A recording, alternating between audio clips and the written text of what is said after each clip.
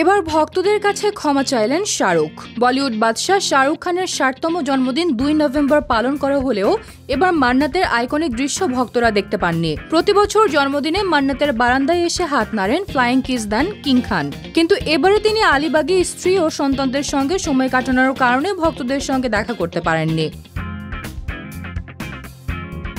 শাহরুখ নিজেই এক্স অ্যাকাউন্টে ভক্তদের উদ্দেশ্যে দুঃখ প্রকাশ করেছেন। তিনি লিখেছেন, নিরাপত্তাজনিত কারণে বাইরে এসে ভিড়ে উপস্থিত হওয়া সম্ভব হয়নি। ভিড় নিয়ন্ত্রণের সমস্যা থাকায় সবার নিরাপত্তার কথা বিবেচনা করে এই সিদ্ধান্ত নেওয়া হয়েছে। তিনি আরও যোগ করেন, আমি সত্যিই দুঃখিত।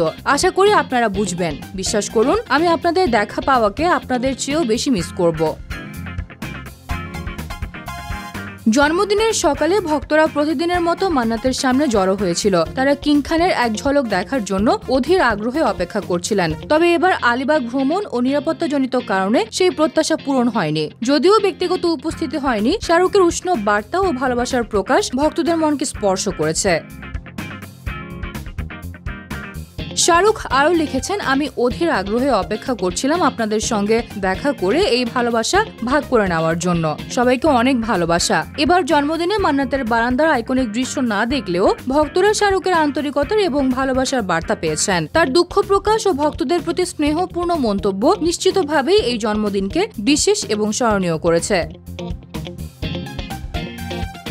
এদিকে সামাজিক মাধ্যমে শাহরুখ খানের জন্মদিন উদযাপন এবং ভক্তদের সঙ্গে তার আন্তরিক বার্তা। জন্মদিনটি শুধুমাত্র এই তারকার উৎসব নয়, বরং ভক্তদের হৃদয়ে আবেগের এক বিশেষ স্মৃতি। এই বার্তা ভক্তদের কাছে তার ব্যক্তিত্ব ও মানবিকতার পরিচায়ক হিসেবে প্রকাশ পেয়েছে।